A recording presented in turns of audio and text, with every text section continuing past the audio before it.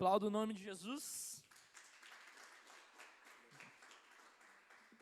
Estão felizes?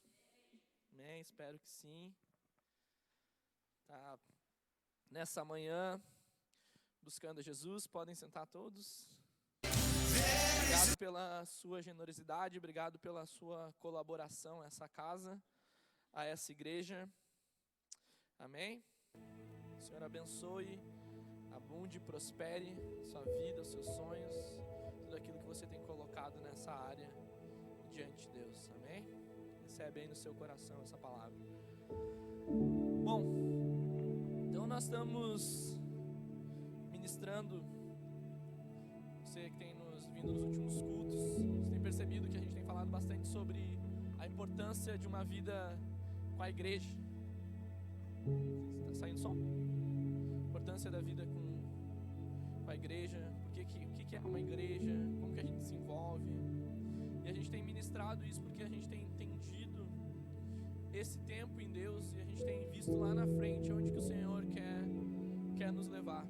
A gente tem visto as famílias que vão ser alcançadas, tem percebido os projetos, uma igreja relevante, uma igreja com influência, né? Uma igreja que sirva esse local que Deus tem nos colocado, porque esse é o nosso propósito, né? A gente não está aqui com o nosso fim de nós mesmos. A igreja, ela serve o próximo, ela serve as pessoas, assim como Jesus viveu, Ele nos chama para a gente viver também.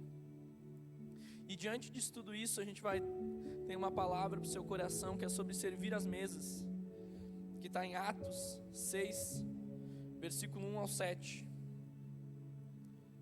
Normalmente eu uso aqui, tá? Caso você queira acompanhar os versículos de maneira correta, é NVI, tá? A linguagem da Bíblia que a gente utiliza aqui, eu pelo menos, né? Vamos lá? Eu vou ir lendo versículo por versículo, em cima disso a gente vai ir trabalhando, tá certo? Primeiro versículo, 6:1, diz assim: Naqueles dias, crescendo o número de discípulos, os judeus da fala grega, entre eles, queixaram-se dos judeus de fala hebraica. Porque suas viúvas estão sendo esquecidas? Porque suas viúvas estavam sendo esquecidas na distribuição diária de alimento. Amém? O que a gente percebe? A igreja, quando a gente fala de atos de igreja, muitas pessoas, a igreja precisa viver a igreja de Atos, precisa voltar aos princípios. Como que a igreja de Atos ela não tivesse problemas, como ela não tivesse dificuldades, como ela não tivesse desafios, como os discípulos de Jesus, eles recebessem um evangelho 100% como Jesus e conseguissem replicar isso de forma 100%, a ponto da igreja não ter problema algum porque todos eram perfeitos. Não. A gente percebe que os apóstolos, ali aqueles que tiveram o primeiro encargo da igreja, aqueles que andaram com Jesus, aqueles que sentaram na mesa com Jesus, aqueles que cearam com Jesus, aqueles que escutaram a palavra que hoje nós lemos direto da boca de Jesus, eles estavam nesse princípio de entender como que eles iriam pregar o evangelho, como que o evangelho, que é a boa notícia de Jesus, iria ser estendida, como que iriam pessoas ser salvas, como que iriam pessoas conhecer esse Jesus, no qual se apresentou em carne e em osso, vivo para eles. Não só na vida após a morte, Jesus se apresentou e eles viram com seus olhos o Cristo que venceu a morte. Então o coração deles estava em chamas sobre tudo aquilo que Jesus havia falado e havia direcionado para eles, porque eles tinham uma convicção, eles andaram com Cristo, eles tocaram com Cristo, e eles viram esse próprio Cristo ressuscitar dos mortos e continuar falando com eles, viram Cristo subir aos céus. Então para eles, qualquer coisa que pudesse acontecer, alguém dissesse que o evangelho era uma mentira, eles não tinha, porque eles viveram isso, eles experimentaram isso daí. Mas eles queriam proclamar e estender esse evangelho a outras pessoas. E a gente percebe ali que naqueles dias, o que diz ali na Bíblia? Estava crescendo o número de discípulos, ou seja, estava crescendo o número de pessoas que seguiam Jesus. Estava crescendo o número de pessoas que acreditavam nessa mensagem nessa boa notícia, nessa mensagem de salvação, nessa mensagem de esperança, nessa mensagem de vida, e vida com abundância, como a gente orou aqui. Mas aí, quando a igreja cresce o número de problemas, cresce o número de desafios. Por quê? Porque cresce o número de pessoas. E como as pessoas têm problemas, elas vêm para a vida da comunidade, elas vêm para a vida da igreja, elas trazem os seus problemas juntos. E glória a Deus por isso, porque é um processo novo de transformação. Todo mundo vem com problema, todo mundo vem com desafios, todo mundo vem com dificuldades, todo mundo vem com algum motivo, vem na igreja. O que cada um vem buscar aqui, só Deus conhece o seu coração, Deus conhece a sua oração, Deus sabe o que acontece dentro do seu lar, da sua casa, da sua família, Deus sabe das dificuldades, de todas as coisas. Ele nos sonda, Ele nos esquadrinha, não tem como a gente esconder nada, nada fica oculto diante dos olhos de Deus. Então Ele sabe qual é o motivo que nós estarmos aqui. Muitos vêm por problemas de saúde, muitos vêm por problema financeiro, e vêm sim por problema financeiro. Muitos vêm aqui porque estão com crises emocionais, com fobias, com medo, precisam de uma libertação do vício das drogas, precisam de um motivo para viver, porque já vê a vida tão sem sentido, que precisa de um motivo. Por que eu estou vivo? O que eu estou fazendo nessa terra? Será que a vida é só isso? Eu nascer, eu crescer, eu casar, alguns não querem casar, mas enfim, eu constituir uma família, e eu morrer? Será que é só isso? E mesmo assim, diante dessa vida, eu posso ter muitas dificuldades, muitos problemas que até eles entram tão profundo na alma das pessoas, às ponto das pessoas que dizem: eu não quero mais viver. Por quê? Porque não tem sentido algum. Se é para viver dessa maneira, eu tiro a minha própria vida. A gente vê um número de suicídios, de depressão aumentando cada dia e cada vez mais. A gente vê como isso tudo afeta, porque a vida, Jesus ele nunca disse que nós não teríamos aflições. Ele diz: olha, vocês vão ter aflições, mas ele diz: ó, tenham bom ânimo, tenham coragem, porque eu venci, eu passei por isso tudo. Eu sei o que vocês passam. Ó, Jesus nos falando, eu sei o que vocês passam. Não tem nada novo para Jesus que a gente diga: ó, Jesus, tu não me entende. Vai dizer: cara, eu vivi entre os homens, eu passei por isso tudo, eu te entendo. Então cada um se achega diante de Jesus com alguma coisa. A gente vê a mulher do fluxo, ela tocou em Jesus porque ela queria uma cura. A gente vê Nicodemos chegando diante de Jesus de madrugada, porque ele queria entender o que estava acontecendo, quem era esse Jesus. A gente vê Zaqueu subindo na árvore desesperado: eu preciso ver Jesus, eu preciso ver. A gente vê o Bartimeu na estrada clamando: filho de Davi, tem misericórdia de mim. Por quê? Porque ele queria ser curado. A gente percebe tantas pessoas se chegando diante de Jesus com diversos desejos, com diversas vontades, mas Ele nos pega com isso tudo e nos atrai para Ele. Glória a Deus por isso tudo. Então não é à toa que nós temos um encontro com Jesus.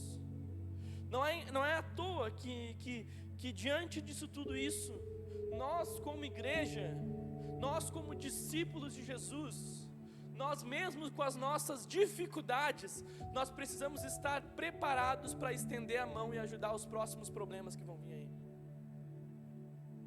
A gente fala desse coronavírus, disso tudo que vai passar o mundo. A gente já tem ministério que não vai ser mais o mesmo. Não vai ser mais o mesmo. Mas como nós, como discípulos de Jesus, estamos nos preparando para receber as pessoas e conseguir representar Jesus.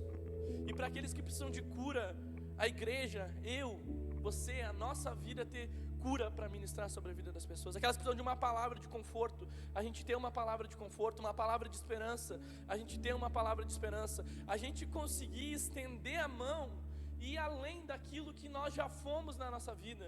Nós precisamos nos preparar para atender o mundo. Porque quando cresce, quando se expande a igreja, quando avança a igreja, cresce as dificuldades, os problemas. Estava aqui, a gente percebe, eles estavam indo bem, estava crescendo os números de discípulos. Até que entre eles viram que, olha só, está tendo um erro aqui. Nós estamos esquecendo de algo que nós não poderíamos esquecer. Daí a gente vai para o versículo 2. Por isso os 12 reuniram todos os discípulos e disseram: não é certo negligenciarmos o ministério da palavra de Deus a fim de servir às mesas. O que ele está falando? Ele está falando sobre um senso de propósito e de entendimento do que eles foram chamados para estar em Cristo, ou seja, qual é o propósito deles, assim como é o propósito de todos, porque eles entenderam, olha só, nós apóstolos, não temos como fazer tudo, nós precisamos de pessoas que se disponham para ir estender e servir a mesa dessas viúvas. O que é servir a mesa das viúvas? É cada um se colocar com o seu coração e com a disposição de tudo aquilo que tem recebido de Deus, a ponto de servir, a ponto de olhar além do que Deus tem para fazer na minha vida, mas o que Deus quer fazer através da minha vida. O que Deus quer fazer através de você? Como que você vai ser luz e sal dessa terra? Como que você vai responder a esse mundo de caos, de ódio, de brigas? Como que nós vamos responder às famílias que estão perdidas, aos filhos que estão nas drogas, aos casais que nesse exato momento estão brigando na sua casa, estão pensando em se separar? Como que nós, como igreja, vamos responder a isso tudo? Nós precisamos nos colocar nessa posição e entender que cada um aqui tem que fazer a sua parte para o reino de Deus avançar. Amém? Mas olha só, nós vamos falar sobre, talvez eu consiga hoje só falar sobre uma característica, mas eu ministro nos próximos cultos, as próximas. Passa o próximo versículo, diz assim, ó: irmãos, escolham entre vocês 7 homens de bom testemunhos, cheio do Espírito Santo e de sabedoria, passaremos a eles esta tarefa. Olha só, existia um problema e foi colocada uma solução desse problema. Deveriam ser pessoas levantadas para conseguir servir as mesas. Essa é a primeira, costumam dizer sobre a palavra diácono ou diaconato, né? Que significa ministério, que significa servo. É muito diferente de algumas igrejas que usam o diaconato, às vezes na porta, alguma coisa assim, é muito mais profundo. Diaconato significa servir, significa ministério, significa eu me colocar no lugar do próximo. E olha só, 3 características. Primeira característica, ele fala: bom testemunho. O que seria um bom testemunho? Para que serve um bom testemunho, um bom agir, um bom andar com Jesus? Primeiro ponto, que o testemunho, Mateus 5,16, diz assim: assim brilhe a luz de vocês diante dos homens, olha só, para que vejam as boas obras e glorifiquem ao Pai de vocês que está no céu. Ele está dizendo, assim, brilhe a luz de vocês diante da onde? Dos homens, ou seja, diante de todos. Para quê? Qual é o propósito de nós sermos luz no meio da escuridão? É para que vejam o Pai que nós temos, e esse Pai, ele seja glorificado, ou seja, Deus seja reconhecido pela obra que Ele fez na nossa vida. Olha só que poder que tem um testemunho daquilo que Deus coloca no nosso coração. Então o testemunho, ele glorifica Deus no meio dos homens. E agora é para nós pensarmos e cada um refletir da sua vida. Será que as nossas atitudes, a maneira com que eu falo, o que eu vejo, a maneira com que eu me comporto diariamente, as pessoas conseguem ver essa luz ou elas veem escuridão saindo de mim? Será que eu estou edificando e construindo para um mundo melhor? Ou eu estou derrubando e desconstruindo para que o mundo seja cada vez pior?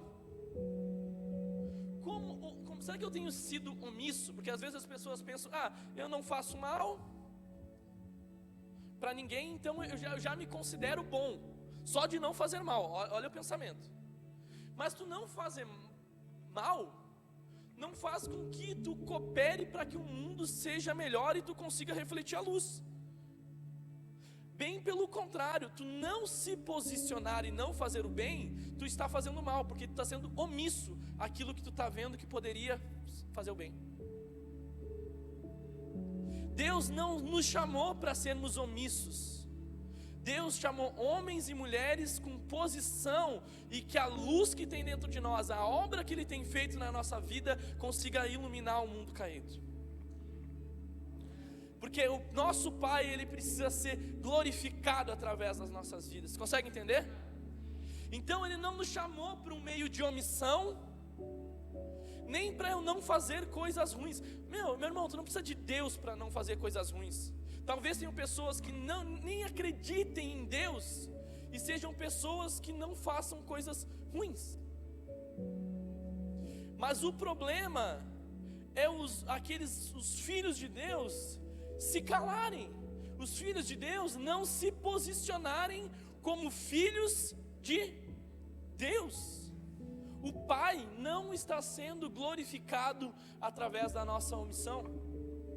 E bem pelo contrário, o nosso testemunho pode estar, de certa forma, até queimando o filme de Jesus, ou queimando o filme de Deus, porque nós vemos na igreja, nós nos consideramos discípulos de Jesus, mas a nossa vida não condiz com as palavras de Deus.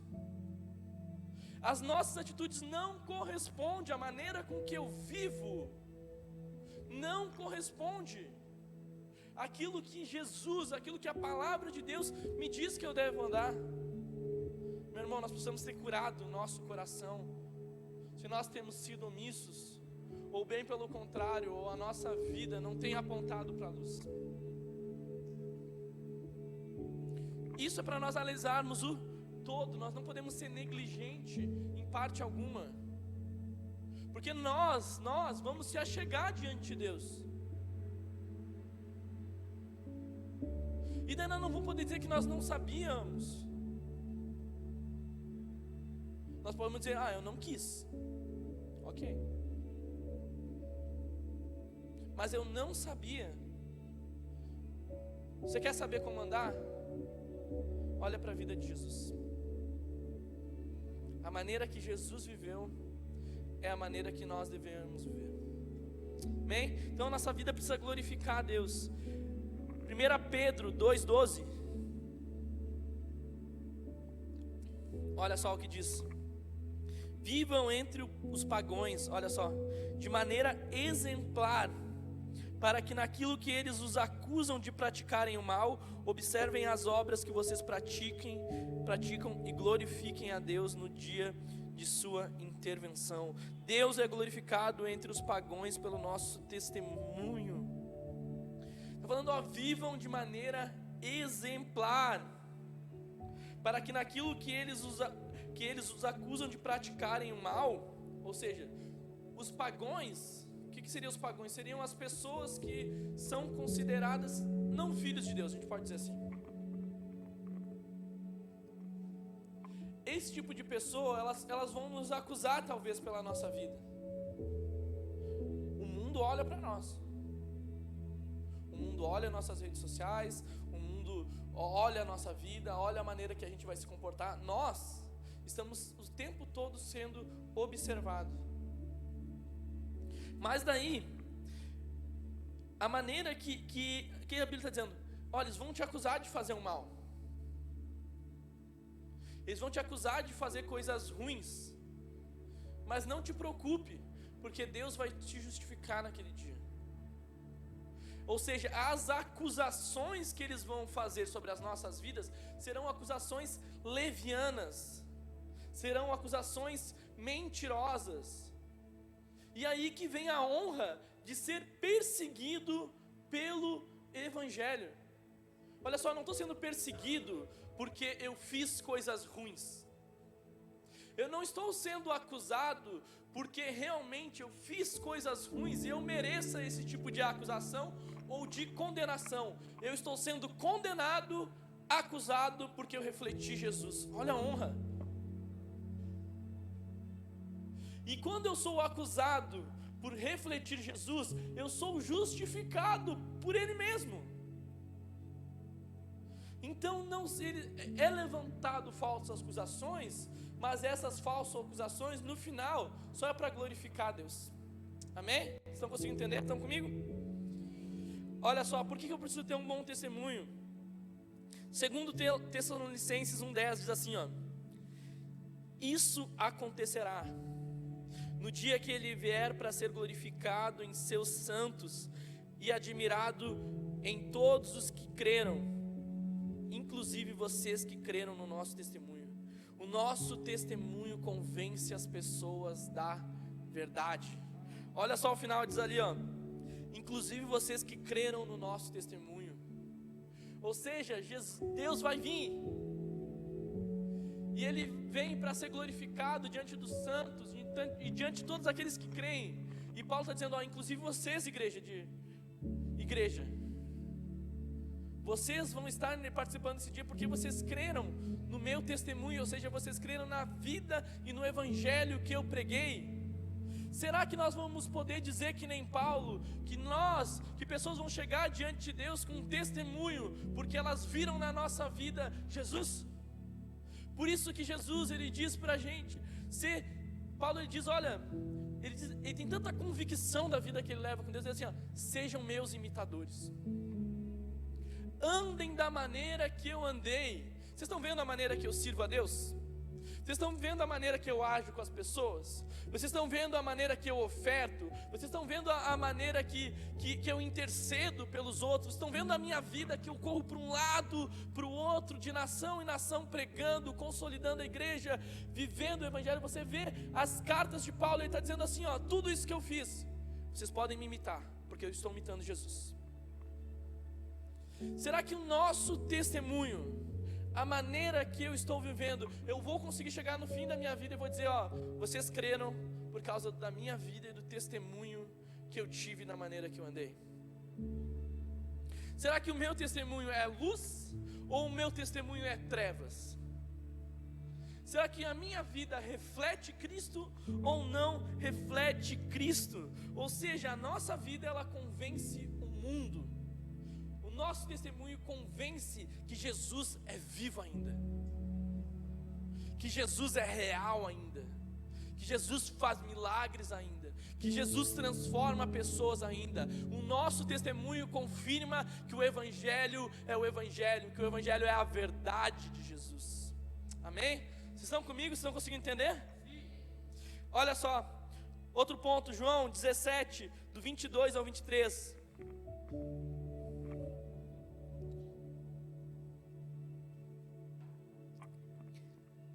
Dê-lhes a glória que me deste. Olha só, olha o que Jesus está fazendo. Dê-lhes a glória que me deste, para que eles sejam um, assim como nós somos um. Eu neles e tu em mim, que eles sejam levados à plena unidade, para que o mundo saiba que tu me enviaste e os amastes, e como igualmente me amaste. Para que o mundo saiba. O mundo precisa saber a respeito de Jesus, porque Ele diz, olha, eu dei a glória para vocês, ou seja, eu enchi vocês de luz, eu enchi vocês de unção, eu enchi vocês da minha presença.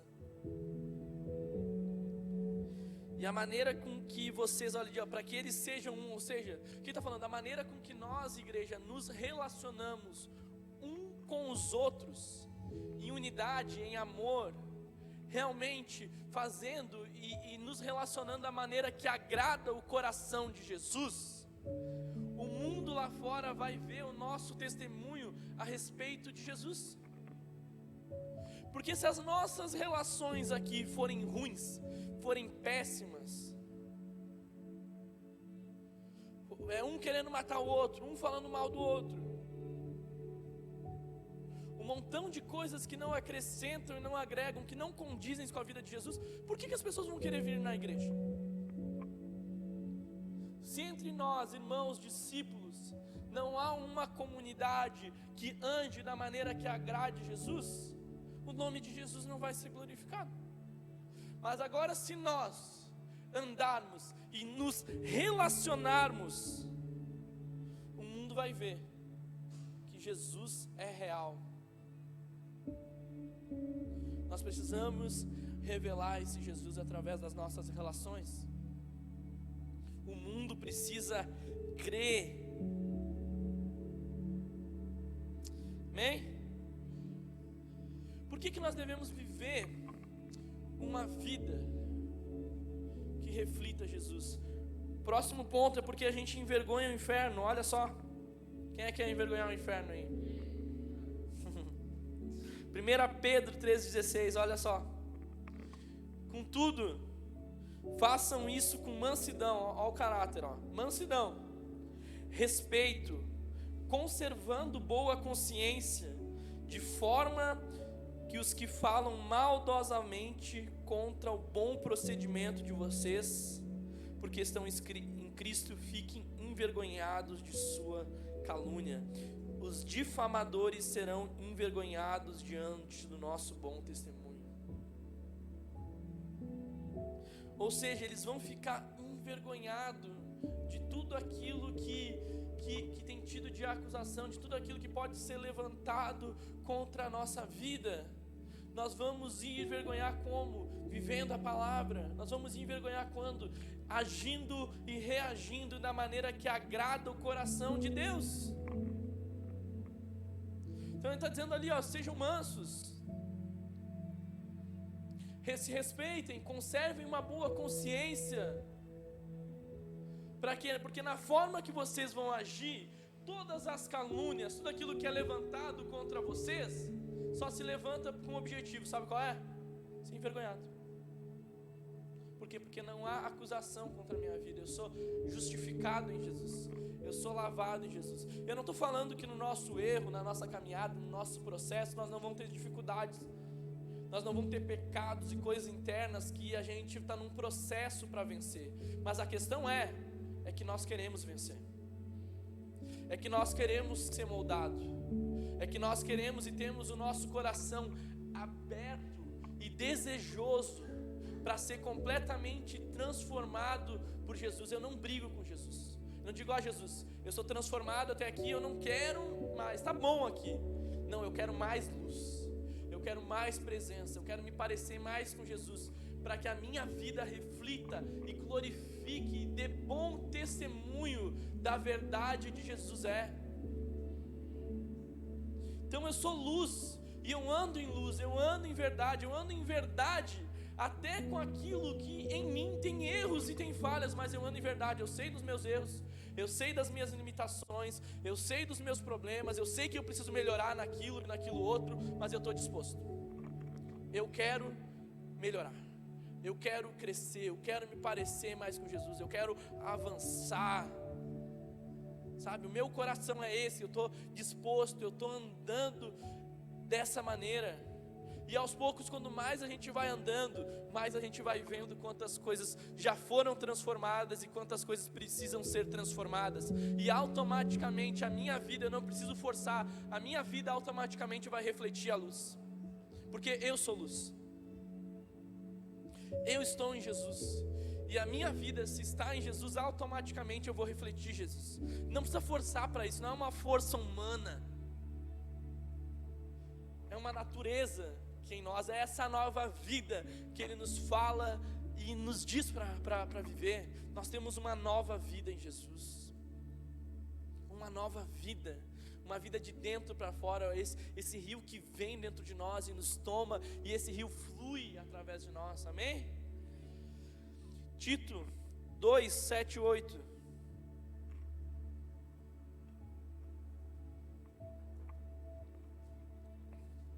Eu vou falar nos próximos cultos aquelas outras características de pessoas que vão servir as mesas, amém? Último ponto, diz assim, Tito 2, 7, 8, diz assim: em tudo, seja você mesmo um exemplo para eles. Olha só, fazendo boas obras, em seu ensino mostre integridade, serenidade, use uma linguagem sadia, contra a qual nada possa se dizer, para que aqueles que se opõem fiquem envergonhados por não terem nada de mal para dizer ao vosso respeito. O nosso adversário é envergonhado diante do nosso testemunho irrepreensível. Testemunho irrepreensível, ou seja, a maneira com que eu estou andando, a maneira com que eu estou me comportando, a maneira com que eu estou servindo as mesas, a maneira como eu estou andando como um discípulo de Jesus, eu não tenho acusação nenhuma, ninguém pode me dizer nada, eu estou irrepreensível. Essa palavra é forte, né? Irrepreensível. Ninguém pode falar nada a respeito da minha vida, ninguém pode dizer nada que eu sou isso, eu sou aquilo. Eu ando livre, eu ando sem acusação, eu ando sem julgamento, porque eu não estou fazendo as coisas erradas, eu não estou fazendo as coisas na escuridão, onde que eu não quero que ninguém saiba, onde que eu não quero que ninguém veja. Não, eu estou andando em luz, eu estou andando em verdade. Ninguém pode dizer nada a meu respeito, porque a minha vida é uma vida irrepreensível. Eu tenho falhas, tenho erro, mas eu estou andando em luz. Eu estou perseverando na maneira com que eu estou andando e vivendo de maneira realmente íntegra, de maneira totalmente correta. Você percebe? Olha essa característica que os discípulos olham e percebem: olha, eu preciso de homens e mulheres de bom testemunho. Quantos que tu acha daqueles lá que estavam lá já tiveram que ser? Te vê que depois só foi 7 levantado.